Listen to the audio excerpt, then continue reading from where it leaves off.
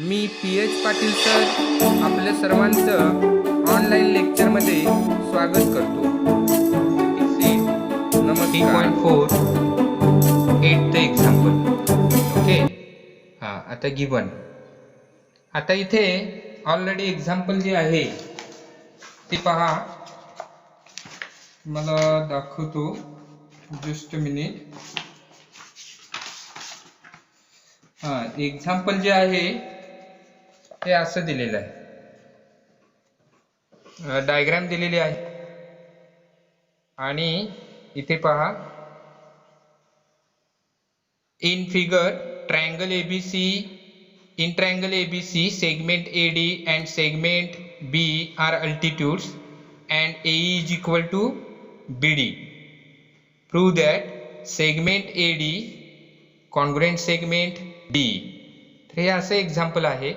तर याच्यामधला जो दिलेला पार्ट आहे इथे प्रूव्ह दॅट पर्यंतचा, इथपर्यंतचा, तर हा गिवन पार्ट आहे आणि हा प्रूव्ह दॅट आहे तो टू प्रूव्ह आहे. मी इथे गिवन लिहिलेला आहे. Given in triangle ABC segment AD and segment B are altitudes and AE is equal to BD. दिलेला पार्ट गिवन मध्ये लिहिलेला आहे. देन टू प्रूव्ह, जे प्रूव्ह करायचं आहे ते आहे segment AD congruent segment B. तर आता आपल्याला ह्या अल्टिट्यूड्स आहेत. अल्टिट्यूड्स आहेत म्हणजे हाईट आपण म्हणतो, म्हणजे व्हर्टेक्स वरून अपोजिट साइडवर परपेंडिक्युलर टाकलेला असतो. इथे परपेंडिक्युलर टाकलेले आहेत आणि इथे आपल्याला दिलेला आहे AD. ह्या AD आणि B अल्टिट्यूड्स आहेत. AE is equal to BD दिलेला आहे. हा AE पार्ट पहा, हा एवढा सेम साईनने दाखवतो आणि हा BD. तर हा इक्वल पार्ट्स दिलेला आहे, कॉन्ग्रुएंट आहेत असं दिलेलं आहे. तर आता आपल्याला याचं प्रूफ लिहायचं आहे. तर AD आणि BE कॉन्ग्रुएंट आहेत हे प्रूव्ह करायचं आहे, AD आणि BE.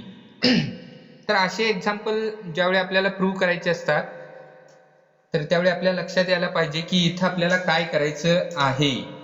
तर या एक्झाम्पल मध्ये ऍक्च्युली आपल्याला इथे दोन्ही ट्रायंगल जे आहेत याच्याशी संबंधित जे दोन ट्रायंगल आहेत तर ते ट्रायंगल आपल्याला कॉन्ग्रुएंट दाखवायचे आहेत. हा पहा, इथे आहे हा एक ट्रायंगल आणि तसाच इथे आहे, फक्त एक शेप मी दाखवलेला आहे. तर असाच हा जो ट्रायंगल आहे, तर हे दोन ट्रायंगल आपल्याला कॉन्ग्रुएंट दाखवायचे आहेत, हे लक्षात घ्या. आता कसे कॉन्ग्रुएंट दाखवायचे ते पहा.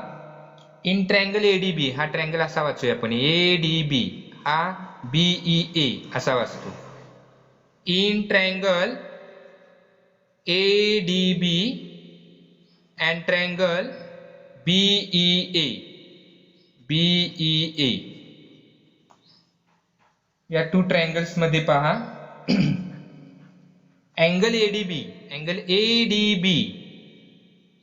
Is equal to angle BEA. दोन्ही अँगल इक्वल आहे आणि ईच 90 डिग्री आहे, ईच ऑफ 90 डिग्री. म्हणजे राईट अँगल ट्रायंगल आहेत हे आपल्याला लिहायचं आहे.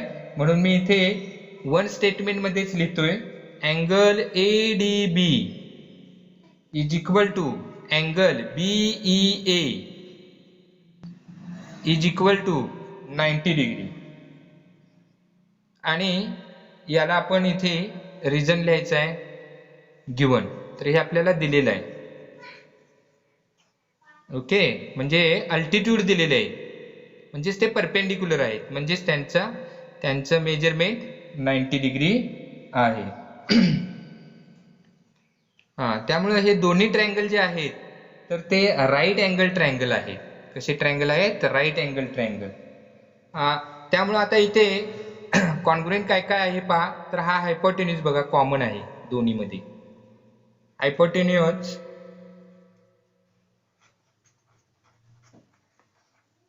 AB कॉन्ग्रुएंट हायपोटेन्यूज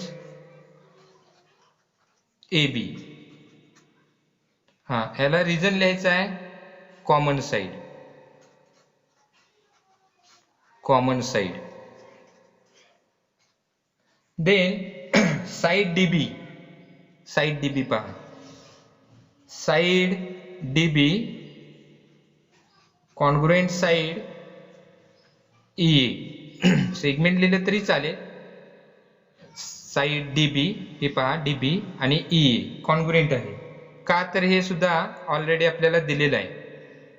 गिवन रिझन येणार गिवन, आणि त्याच्यामुळं इथे हायपोटेन्यूज साइड टेस्ट झाली पहा. By hypotenuse side test, by hypotenuse side test. आता हे दोन्ही ट्रायंगल कॉन्ग्रुएंट झालेले आहेत. Triangle ADB congruent triangle BA, दोन्ही ट्रायंगल कॉन्ग्रुएंट झाले. आता त्याच्या करस्पॉन्डिंग साइड्स ज्या आहेत तर त्या आपण कॉन्ग्रुएंट दाखवू शकतो, लिहू शकतो. आता करस्पॉन्डिंग साइड्स आपल्याला हव्या त्या घ्यायच्या आहेत. Segment AD congruent segment B, segment AD congruent segment B, आणि याला रिझन लिहायचं आहे corresponding sides of congruent triangles, corresponding sides of congruent triangles. Okay, तर हे अशा पद्धतीने आपल्याला प्रूव्ह करायचं आहे. तर हे एक्झाम्पल नंबर 8 आहे. सेट 3.4 मधलं 7th एक्झाम्पल. डायग्राम दिलेली आहे. In figure, if segment PR congruent segment PQ, show that segment PS is greater than segment PQ. Diagram पहा, डायग्रामचं ऑब्झर्वेशन करा. आता आपण याच्यामध्ये दिलेला पार्ट आहे तो आपण गिवन मध्ये लिहू. दिलेला जो पार्ट आहे तो आपण गिवन मध्ये लिहू. काय दिलेला आहे? इफ नंतरचा पार्ट पहा. Given segment PR congruent segment PQ, हा आणि हा सेगमेंट कॉन्ग्रुएंट आहे. पण आता थोडंसं डिटेलमध्ये लिहिण्यासाठी आपण इन ट्रायंगल PQS असं म्हणू. In triangle PQS Q dash R dash S, Q dash R dash S, इथे R हा पॉइंट आहे साइड QS वर, आणि मग आपण हे लिहू statement segment PR congruent segment PQ. तर हा झाला गिवन पार्ट, आणि त्याच्यामुळे हे गिवन आपण लिहिलेलं आहे. आता नेक्स्ट पार्ट आपल्याला प्रूव्ह काय करायला सांगितलंय ते आपल्याला लिहायचं आहे टू प्रूव्ह मध्ये. टू प्रूव्ह, तर प्रूव्ह काय करायला सांगितलेलं आहे तर segment PS is greater than segment PQ. Segment PS is greater than segment PQ. तर हे आपल्याला प्रूव्ह करायचं आहे. आता नेक्स्ट पार्ट प्रूफ. या डायग्राम मध्ये आपल्याला काही बदल करायचा नाही आहे, त्यामुळे कन्स्ट्रक्शनचा काही भाग इथे येणार नाही. प्रूफ. आता प्रूफ कसं करायचं आहे पहा. तर सुरुवात आपण स्टार्ट इथून करायचं आहे. In triangle PQR segment PQ congruent segment PR, म्हणजेच हा आयसोस्केल ट्रायंगल झाला. आणि त्यामुळे त्या थेरम नुसार, आयसोस्केल ट्रायंगल थेरम नुसार, इथे हा जो अँगल आहे PQR आणि अँगल PRQ हे कॉन्ग्रुएंट होतील. ह्या साइड कॉन्ग्रुएंट आहेत म्हणून अपोजिट अँगल कॉन्ग्रुएंट होणार. ओके. आता आपल्याला हा ट्रायंगल पहा. Triangle angle PRQ is an exterior angle of triangle PRS. या ट्रायंगलचा हा एक्सटेरियर अँगल आहे, त्याच्यामुळे by property of exterior angle आपल्याला माहिती आहे exterior angle is greater than its each remote interior angle. ह्या प्रत्येक अँगल पेक्षा हा अँगल ग्रेटर असतो. म्हणजे हा जो अँगल आहे हा अँगल या एस अँगल पेक्षा ग्रेटर आहे. हा अँगल या अँगल पेक्षा ग्रेटर आहे. म्हणजेच तो हा अँगल या अँगल पेक्षा ग्रेटर आहे. म्हणजे ज्या मोठ्या ट्रायंगलचा विचार केला in triangle PQS, angle PQS is greater than angle PSQ and therefore side opposite to greater angle is greater, therefore segment PS is greater than segment PQ. तर हे असं आपल्याला प्रूव्ह करायचं आहे. तर हे प्रेझेंटेशन महत्वाचं आहे. इथं स्टार्ट कसा करायचा आहे पहा. In triangle PQR segment PQ congruent segment PR, segment PQ congruent segment PR. आता याला आपल्याला रिझन लिहायचं आहे. रिझन काय येणार तर हे गिवन ऑलरेडी आपल्याला हे दिलेलं आहे. गिवन देन आता इथे पहा PQ चा अपोजिट अँगल पहा. साइड PQ चा opposite angle angle PRQ. Therefore angle PRQ congruent angle PR चा opposite angle PQR, angle PQR. आणि याला पण इथे आपल्याला रिझन लिहायचं आहे. आयसोस्केल triangle theorem. आयसोस्केल्स triangle theorem. आयसोस्केल triangle theorem. Okay. आता नेक्स्ट पार्ट. तर याचा आपल्याला पुढे यूज करायचा आहे म्हणून आपण याला नंबर देणार आहोत.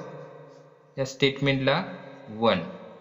स्टेटमेंटला नंबर दिला 1. आता नेक्स्ट पार्ट पहा. आता एक्सटेरियर अँगलच्या बाबतीत आपल्याला लिहायचं आहे angle PRQ. Angle PRQ is an exterior angle of triangle PRS. PRS. तर हा एक्सटेरियर अँगल आहे PRS चा. सॉरी ट्रायंगल PRS चा. ओके. देअरफॉर आता आपल्याला इथे प्रॉपर्टी लिहायची आहे. पहा. बाय प्रॉपर्टी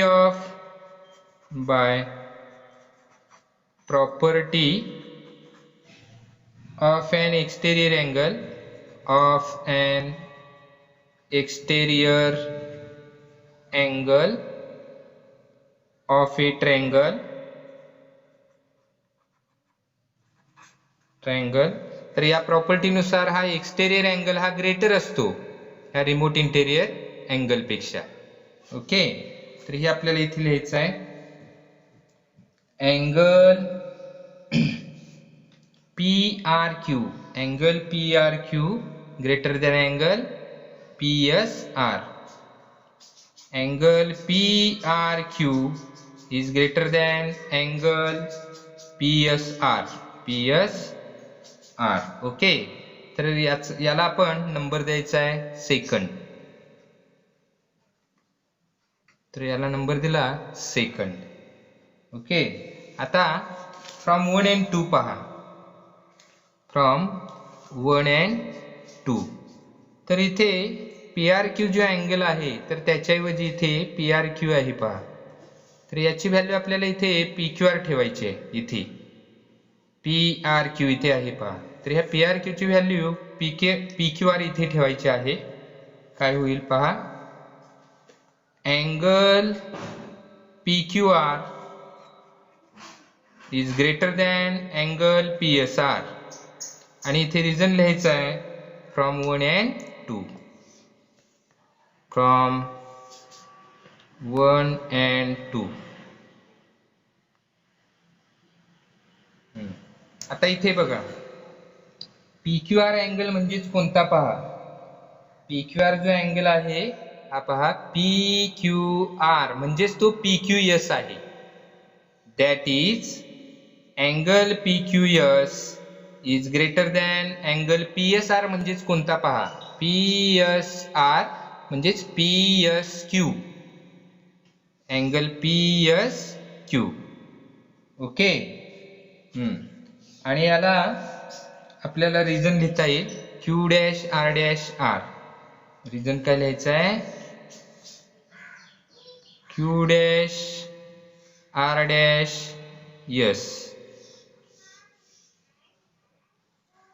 आता या ट्रायंगलचा विचार करा. In triangle PQS, in triangle PQS, angle PQS is greater than angle PSQ. तर या मोठ्या ट्रायंगल मध्ये हा PQS हा अँगल PSQ पेक्षा मोठा आहे आणि म्हणून आपण इथे side opposite to greater angle, आता इथे प्रॉपर्टी लिहितोय, side opposite to greater angle, side opposite to greater angle is greater. जे ग्रेटर अँगल आहे त्याची अपोजिट साइड ग्रेटर घ्यायची. हा पहा, PQS हा ग्रेटर अँगल आहे, त्याची अपोजिट साइड PS. म्हणजेच segment PS is greater than, हा PSQ स्मॉल आहे, PSQ त्याची अपोजिट साइड PQ आहे, सेगमेंट PQ. पहा इथे देअरफोर इथे लिहायचे आहे. तर side opposite to greater angle is greater and therefore segment PS is greater than segment PQ. आणि हे ऑलरेडी आता इथे प्रूव्ह झालेलं आहे. हेच आपल्याला प्रूव्ह करायचं होतं. ओके.